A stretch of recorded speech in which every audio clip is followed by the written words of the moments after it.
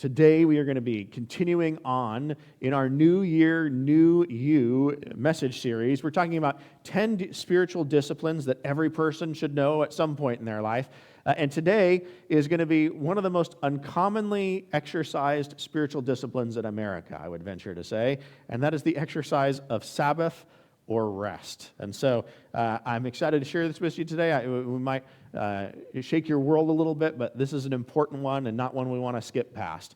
So again, discipline number 5 is what we're going over this week. And really, when we talk about having your Sabbath day or having a day of rest, what we're talking about is trusting God enough to stop in your day-to-day life. And that might sound weird, but for most of us, it's pretty counterintuitive to think that if I want to really accomplish the most I can in my week, the best way to do that is to take one of those days and not work.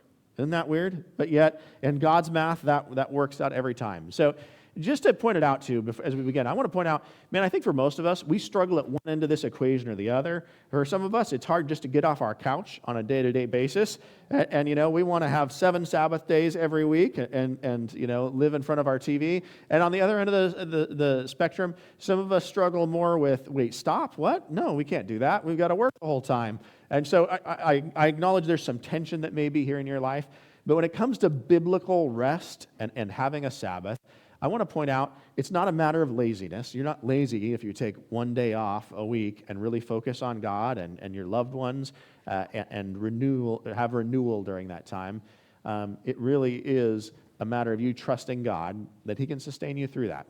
So just to reframe things and pull back for a second, when we talk about spiritual disciplines, we're talking about grace-driven practices that orient us towards places where God can more easily form us over time. Everything we're talking about in this series is something we can engage in order to invite God more deeply into our life and be more transformed by Him. So just as a clarification, as we do every week, taking a Sabbath is not a way that you can earn God's love.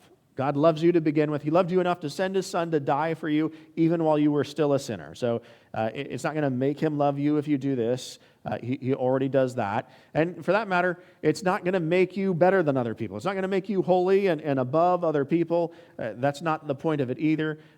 This spiritual discipline, along with all the others, what it's really doing is putting us in a place where we can experience renewal in our lives. So Sabbath is not withdrawal from life. It's preparation to re-enter it each week faithfully. All right, so why Sabbath feels so hard? Let's talk about this briefly, because I think for many of us, I'm up here talking about it, but how many of you really do, as a discipline, have at least one day every week where you just rest? How often? You just want to do a show of hands, or you guess it's kind of scary, right? I'm not a lot. A few of you have it, right? It almost seems anti-American, doesn't it? Like, take a break for a day? What? That doesn't make any sense. So let's talk through this a little bit. We live in a culture that often measures your value as a human being based on your productivity, right? I mean, we like to go out there and brag. Well, look, I got X, Y, and Z done today, and it was a busy day, and I put in 15 hours, and I find myself doing that too, when I have a long ministry day, sometimes up to, 14 or 16 hours, man, it's like, oh, I really went after it. I want to tell other people about that, because in our society, we tend to brag on how much we get done. And if anything, we glorify busyness. In fact, when you hear people talking about being a workaholic, do you hear them typically say like, man, I'm a workaholic. It's really rough.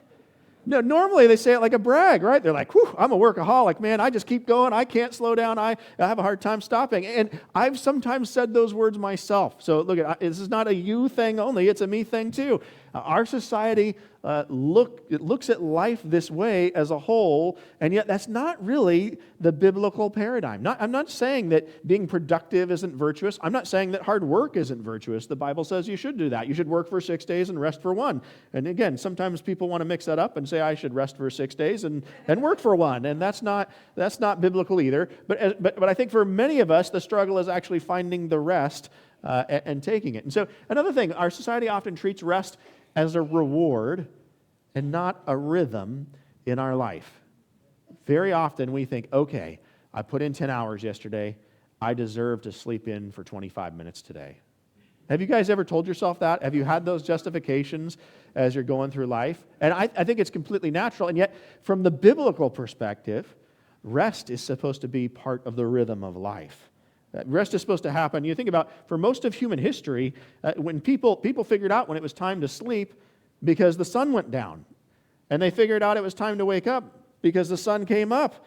And that meant in the winter, they tend to sleep a lot more. And I'll tell you, for most of human history, if you look at from a historical perspective, most people couldn't afford artificial light.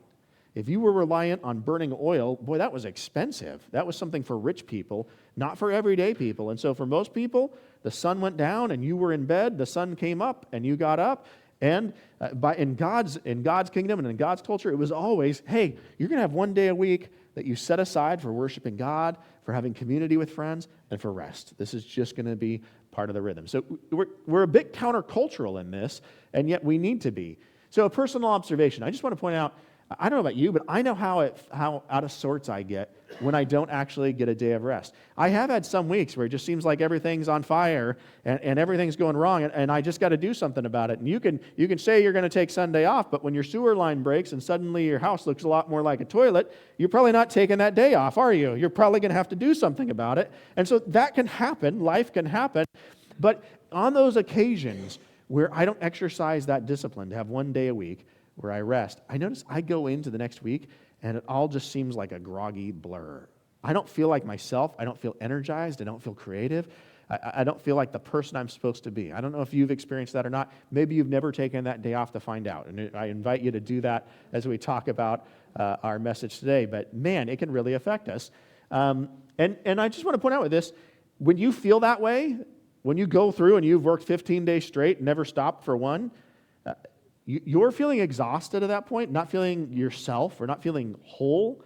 That's not because you're broken. Like if you were just stronger, you'd be okay. Man up, you'll be all right. That's not the solution to it. Actually, it's just because that's the way you were made. God created you and me, and actually, as we'll talk about in a little bit, most of creation, to where we need rest. We need a rhythm of rest in our life, and to have that time where we acknowledge our dependence on God, where we gather with His people, and we give thanks for what He's given us. So, defining the discipline of Sabbath. Sabbath is a regular, intentional rhythm of rest in which we stop normal work, we delight in God's gifts, and we allow ourselves to be renewed. Okay, so again, notice those things. We're not doing our normal day job. We're slowing down from that. We're going to take time to focus on God and the things He's given us in our life, and we all have things to be grateful for. You know, aspects of our health, our friendships, the place we live in, the food we eat, even if it's modest food. Man, if you've ever been really hungry, modest food is something you're really grateful for, isn't it? I've had days where you know, a loaf of bread was a big deal because I had just gone so long and so hard without that suddenly it was the best tasting thing I'd ever had. So we acknowledge His gifts and we allow ourselves to be renewed by Him. So to be clear though, Sabbath is not inactivity. The idea isn't, okay, it's the Sabbath, so I just need to go lock myself in my room and shut the door and not do anything, or I need to just look at my TV all day and I'll just scroll YouTube all day and that'll be what I'll do and I'll feel rested then. In fact, most of you know from experience, you watch TV for 10 hours straight, you don't actually feel renewed from that, right? It's weird. Somehow I did nothing and I felt drained from it. And that's a weird thing with that. It's also not escapism. This isn't you going in your closet and locking yourself in and hiding from humanity. That's not what Sabbath is. And it's also not legalistic rule keeping. We come up with all kinds of standards, and we'll talk about it in a little bit. Many of the Jewish officials over the years did too. And so I think it's really easy to get in this place where we think, well, I walked more than 1.5 miles on a Sunday, so God hates me now. Or, oh my gosh, did you make an elaborate dinner? Oh, I mean, God's going to be angry. It's a Sabbath. God's going to be angry about that. Your tire went flat and you changed it. What were you thinking? If you were really spiritual, you'd just drive the next 20 miles and deal with it. You know, and so we get caught up in these ideas, but it isn't about rule keeping and legalism either. This is about the spirit of the law and not the letter of the regulations we create for ourselves. So Sabbath is a time set apart to remember that God sustains us. We're really acknowledging our dependence on Him as we do this. So let's look at our expository core passage, one of our biggest things we're going to focus on today. The first mention of rest of a rest day that we find in the Bible. This is from the book of Genesis, chapter 2. By the way, Genesis is the first book in your Bible. So we're only getting a few paragraphs into your Bible before we see the concept of rest and Sabbath start to appear. That almost makes you think it might be important, huh? Let's pick up here in Genesis chapter 2, verses 1 through 3. Thus the heavens and the earth were completed in all their vast array, and by the seventh day God had finished the work that he had been doing. So on the seventh day he rested from all his work. Then God blessed the seventh day and made it holy, because on it he rested from all the work of creating that he had done. So let's look at a few observations about this. Number one, God rests, but to be clear, God didn't rest because he was tired. It doesn't say God got totally worn out and he just couldn't do anymore, and because he couldn't help himself and he was so exhausted, he rested for a day. Notice it doesn't say that at all. In fact, God, we know from the Bible, is infinitely powerful. He's infinitely capable. If there has ever been a being that has existed that didn't need a nap, it was God. He's the one. And yet for some reason, right here, in the very beginning of creation, this is built into the creation account of how our universe came into being. Right in the midst of that is the first time we see, hey, rest is actually something that's going to be important for you. He's modeling it for us, knowing not that he needs it, but knowing that we need it. This is something that's essential to us. So also an observation with this, notice because of where this is at in Genesis, rest precedes sin itself. So I think oftentimes when we think about rest, we think this is part of the curse, this is part of our fallen nature, this is just part of the brokenness of who I am, that I need to have rest, that I need a day off. That's not the case at all. This was actually part of the original blueprint for how God intended you and I to work as human beings. And it's there from the earliest chapters of the Bible. So Sabbath is not a response to failure, but it's part of God's original design for you and I. We're supposed to have this here. Next key passage I want to look at is from Exodus chapter 28. This is from the Ten Commandments. And as we read this, I just want to point out, every one of the Ten Commandments, I bet you and I would generally agree that we should make sure and do. And yet for some reason in the modern world, honoring the Lord's Day, honoring the Sabbath is something that we're really quick to throw aside and dismiss. I mean, if I asked you, hey, do you think it's all right if I go out and murder somebody? You'd all be like, yeah, no, let's not do that. That sounds like a bad idea. Or should I sleep with my neighbor's wife? Yeah, let's not do that. Or should I lie? No. And so we could go through all the Ten Commandments, and really quickly you'd say, like, bad idea. Let's not do any of those. And yet, again, in our culture, nowadays, in America, I think it's super common for us to feel like, well, the Sabbath, though, that's not really something that I need to do, is it?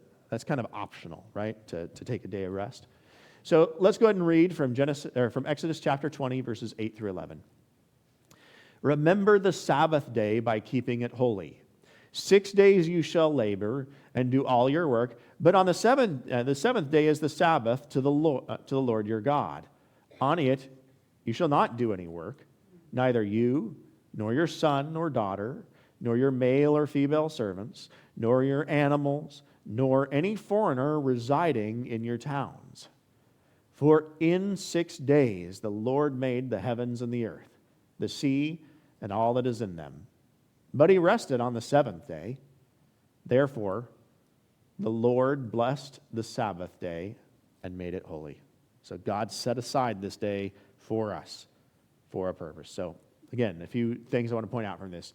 First of all, I'll point out the Sabbath commandment in the Ten Commandments is actually the longest of all 10 of the commandments. God had more to say about it than any of the others. That might be consequential. Maybe there's a reason here.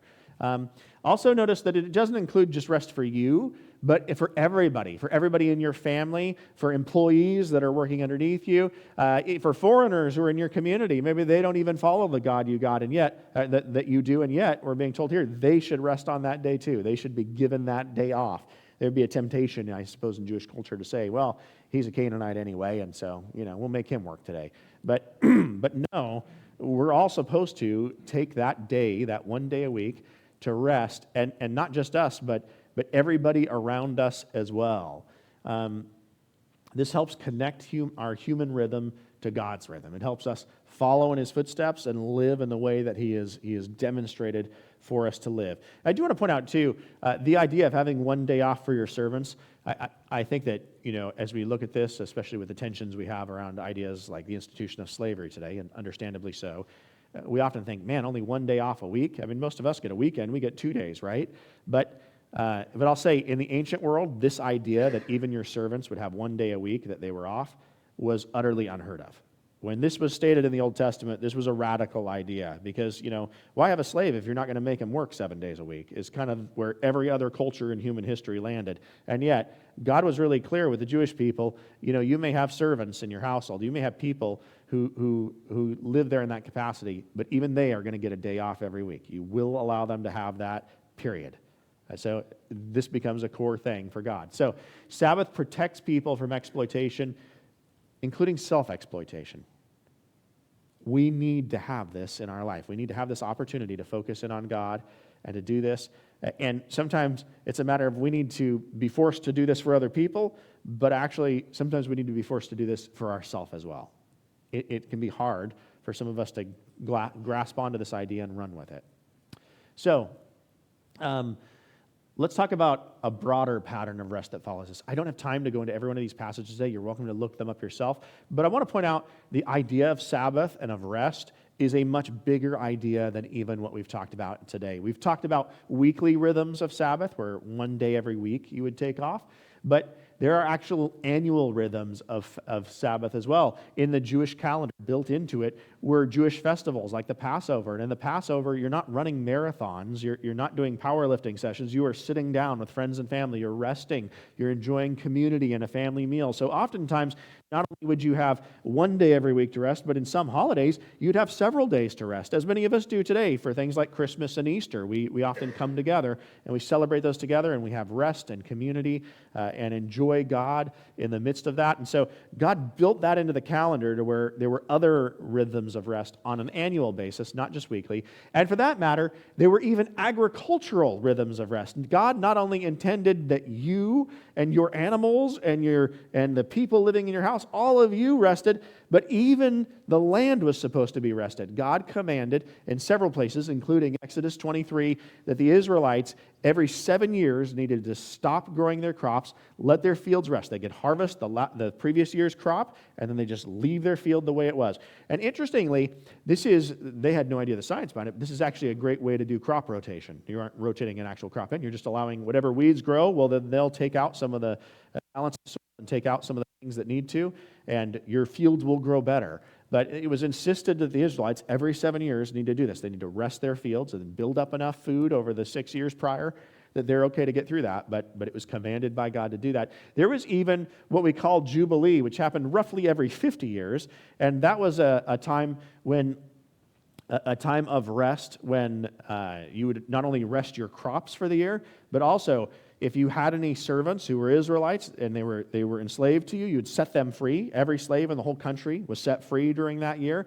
It was a time when if your land had been purchased or leased out by somebody else, ancestral land that was originally given to you would be returned to your custody during that time. It was a great time of rest and reset for the whole of society. So everybody had a chance. So everybody had an opportunity. And I want to point out with this, we often dismiss this, but in 2 Chronicles chapter 36, it's very interesting because the book of Chronicles looks back at how the Israelites had been taken by the Babylonians into captivity, and they were in captivity for 70 years. And Chronicles explicitly says part of why God did this, part of it was the tremendous sins that the nation of Judah had fallen into at the time, but Chronicles says part of why this was, that God chose 70 years, was because for 490 years, the Israelites had not given rest to their land. And God had just said, you know what? You didn't give it rest when I told you to, so it's going to get rest now. You won't even be there. There won't be crops grown. Things are just going to sit. And you can return afterwards. Isn't that interesting that God takes this seriously, this idea of rest seriously enough that if you don't give it to Him now, He might take it from you later? Pretty significant. All right, so let's talk about the broader biblical pattern of rest. So God built rhythms of rest into people, into their calendars, even their soil. And when those rhythms are ignored, life itself begins to fray. Ignoring rest eventually diminishes our personal fruitfulness in both us and the people around us we care about, but also in the very land that we rely on for our food. All right, let's look at another passage here. This is remarks Jesus makes regarding the Sabbath. It's from Mark chapter 2, verses 23 through 27. It says, "On the Sabbath, Jesus was going through the grain fields, and as his disciples walked along, they began to pick heads of grain. The Pharisees said, 'Look, why are they doing what is unlawful on the Sabbath?' He answered, Have you never read what David did when he and his companions were hungry and in need? In the days of Abiathar, the high priest, he entered the house and he ate the consecrated bread, which is lawful only for the priest to eat, and he also gave some of it to his companions. Then he said to them, 'The Sabbath was made for man, not man for the Sabbath. So the Son of Man is Lord even of the Sabbath.'"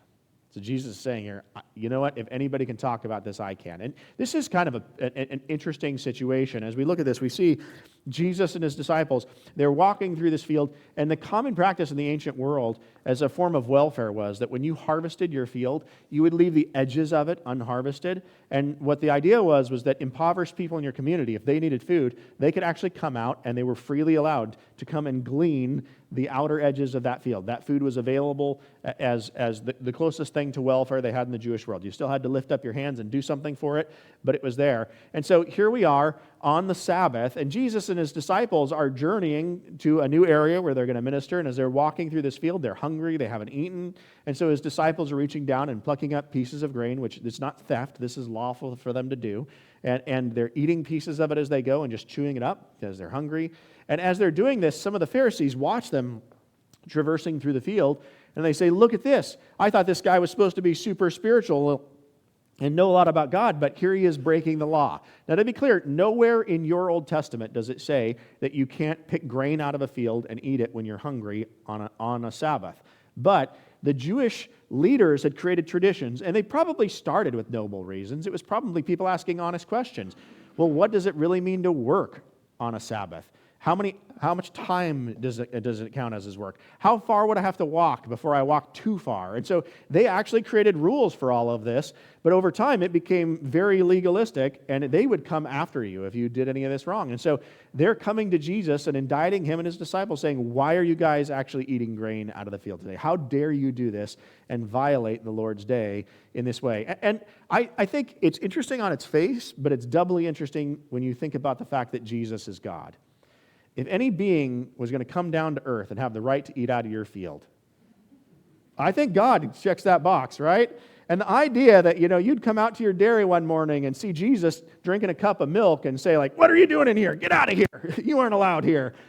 No, I don't think that would work out very well. That's probably not a great way to approach it. And so he's here, but Jesus calls them out. He cites back to an event that happened in the Old Testament where David was on the run for his life from King Saul. He was starving, and he stopped at a synagogue, and he asked to have something to eat, and all they had was the bread that was brought as a sacrifice to God each week and laid out in the holy place in the temple. Normally, only a priest could eat it, but David ate it because it was an emergency, because this was a life-saving thing. And the point that Jesus is making is, if he's allowed to save his life and break actual Bible law by doing it, for the sake of saving his life and sharing it with his friends, then why wouldn't we be allowed to preserve our life doing something that the Bible doesn't even prohibit on its face? That doesn't make a lot of sense. So Jesus confronts their legalism, and notice with this, he doesn't actually abolish the Sabbath. He doesn't say, "Hey, we don't need to worry about the Sabbath anymore anyway, that's not important." In fact, instead, he actually gets to the heart of it. He restores his purpose. He points out, look at, God didn't make the Sabbath because he wanted to watch humans squirm one day a week. That wasn't the point. He did it for you. He did it because he knew you needed this time. He knew you needed the restoration from it.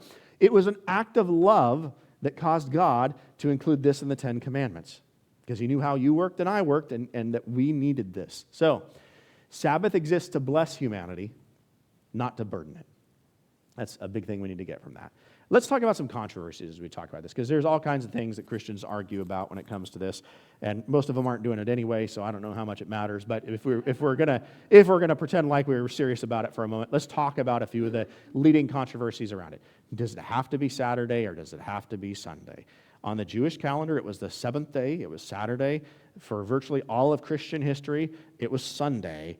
Okay, and so just the broad observation up front, the New Testament emphasizes rhythm, not rigidity. The point is not, it absolutely has to be this day or you're going to hell. That's not what's going on. But more than that, I'll point out, in the early church, early Christians gathered on the Lord's Day, the day Jesus was raised from the dead, which was a Sunday. And part of that was, initially they would go to the synagogues, but soon enough they were getting stoned and beaten and murdered for going to the synagogues and trying to share Jesus there. And by the way, that doesn't sound very restful. And so they were going on Saturdays there. But over time, that became pretty apparent. That's not going to work. And so Christians would gather together. Many early Christians would gather down in the catacombs and buried cemeteries underground in the ancient world just so they wouldn't be murdered for doing it. They'd come together on Sundays, and they would worship God, and they would have community. They would take communion. They would spend that time together in community, praising God and acknowledging who He is. So the principle matters more than the calendar on this. I mean, at this point, just choose a day and do it.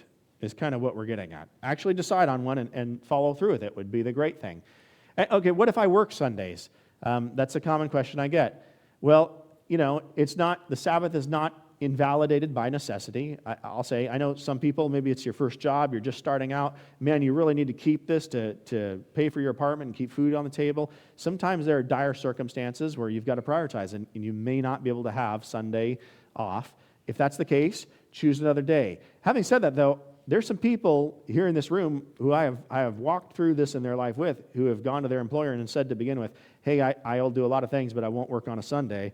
And it's been interesting because I've seen a few of you walk away from a job because your employer came back 6 months later and said, guess what, you're working on a Sunday. And you said, no, that's not a thing. And so I respect the courage of people who are in a place financially and have the spiritual courage to make that decision, to prioritize God in the midst of their life and choose to have a day for that. But if you're working on a Sunday, then it can be a Monday, it can be a Wednesday, you can choose another day, but make sure you're focused on God. It's really about having that rhythm.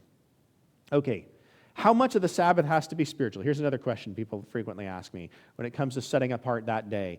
Well, by its nature, the Sabbath has always included things like you did today, like coming together with brothers and sisters in Christ, praising Him, having a day of rest, enjoying each other's fellowship, learning about God's Word. Those are all normal parts of it, but it doesn't have to be all of that. We don't need a 12-hour Sunday morning service so that you can all have the right kind of Sabbath. That's not what's required. So parts of it are going to be outside of that too. Ideally, it would have that spiritual element. And I know I've talked to some of you, when you have to work on a Sunday, you'll watch the sermon on a different day. You'll do some praise and worship with your favorite Christian artist or CD, and you'll spend some time with God that way. That's good. That's something. You're committing that time to God. So it's not just about worship. It also includes things that we delight in, finding times of rest, looking for that renewal. Those are all going to be parts of it as well. So what the Sabbath is and isn't. Let's do some clarifying here. Sabbath rest is, by its nature, it should be restorative. If you're doing it right, it should be something where you feel more energized and alive the next day. It should bring you joy in your life. You should find things you're doing, not only church, but even beyond, that bring you some joy, that draw you close to God, and that honor Him in your day-to-day life. What is it not, though? Well, it's not mindless distraction. Again, it's not you scrolling social media all day. That's not really Sabbath. That's in fact, it's also just not energizing for that matter. So you can distract yourself in a million ways. That's not what Sabbath is about. It's not about a TV marathon or anything else that's going to result in you being exhausted. So just to be clear, rest is not stopping work. It's stopping what drains you. So this is a good definition that we can use as we're thinking through this. All right, so how about activity versus rest? How do we find the balance in this? What do I define as rest and not? Just to be clear, some of us are built differently than others. And so it might look different for you than it would for somebody else.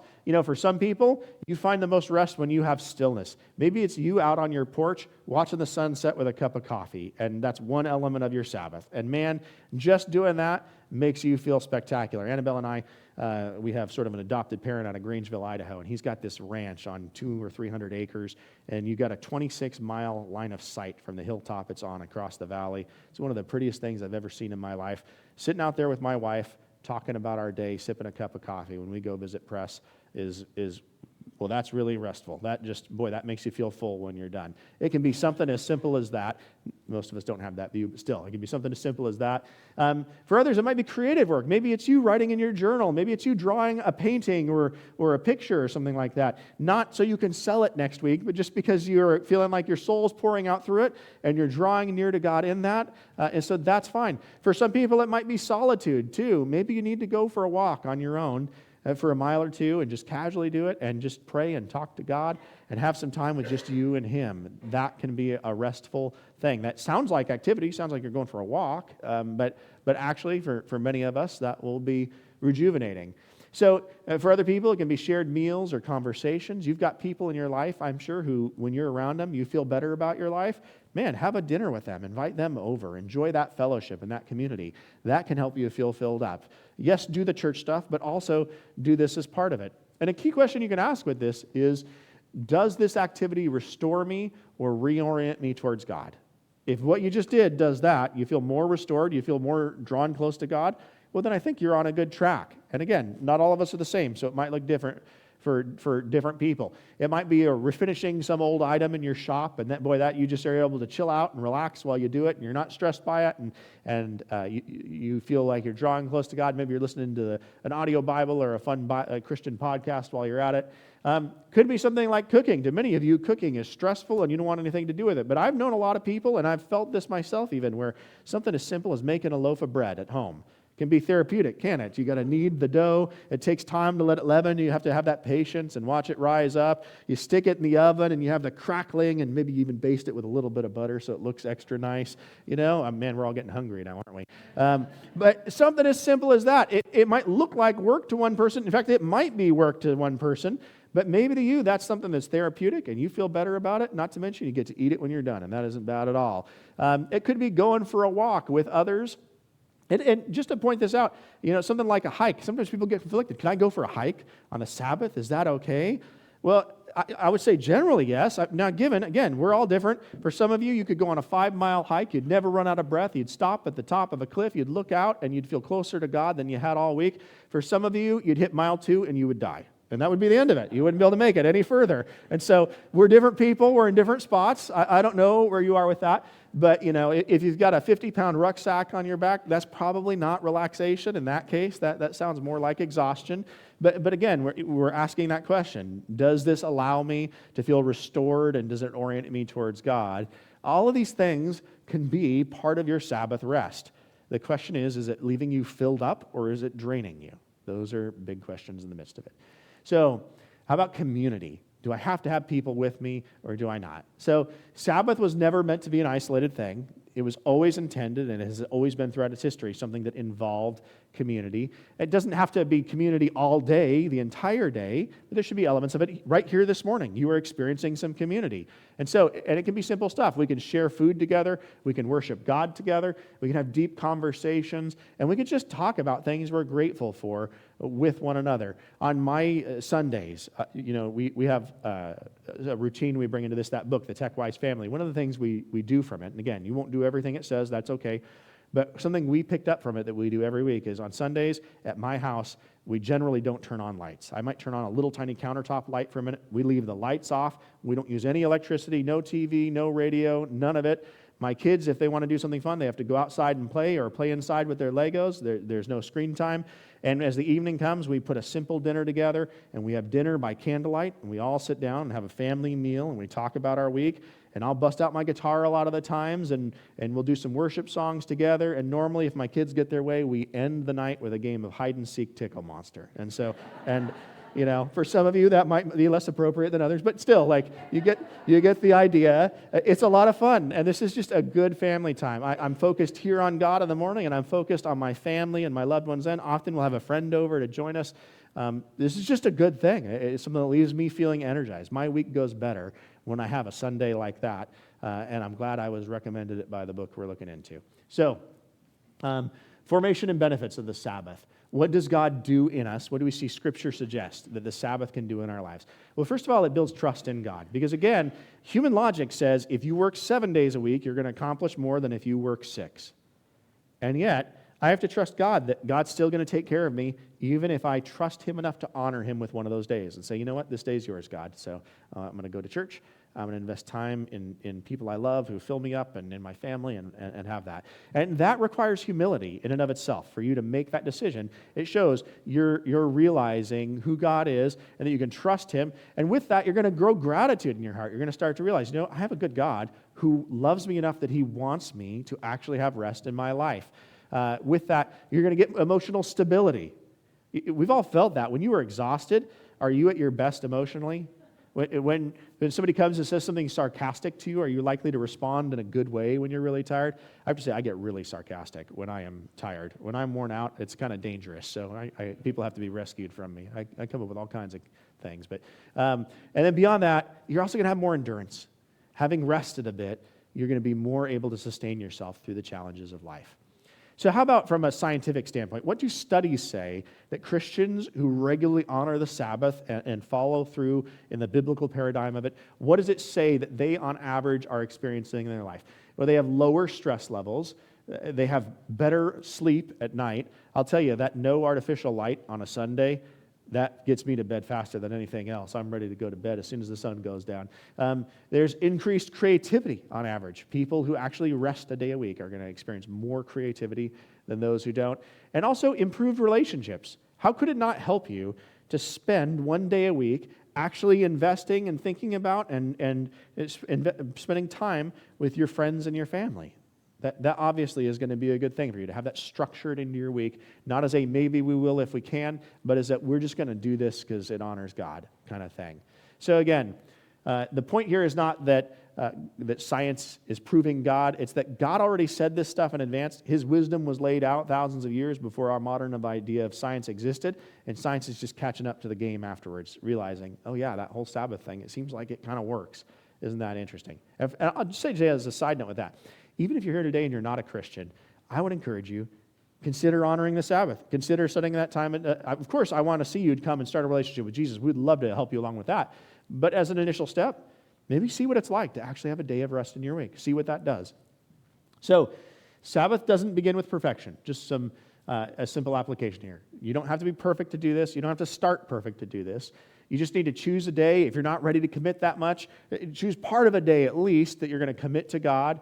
You have to stop your normal work, remove the draining different distractions and activities from your life, and do what restores you and what honors God in the midst of that. Sabbath is a spiritual discipline, so it's learned through practice. It's not just going to be something that you flip a switch and you've mastered. So it's going to take time for you to figure it out and to really get comfortable with it. So, final thoughts here. You are not defined by your productivity. You are not held together by your effort. God does not need your exhaustion to accomplish his will. That might be surprising to you, but no, you don't honor him more when you're exhausted, so he doesn't need that for you to honor him. And the Sabbath reminds us that we are creatures, not the creator, that God is faithful even when we stop in the course of our week, and that rest is an act of faith. My final spiritual principle I want to state to you here, you can take this one home and thank me later. Sometimes the most spiritual thing that you can do in your life is to go home and take a nap. Maybe that'll be applicable for you today.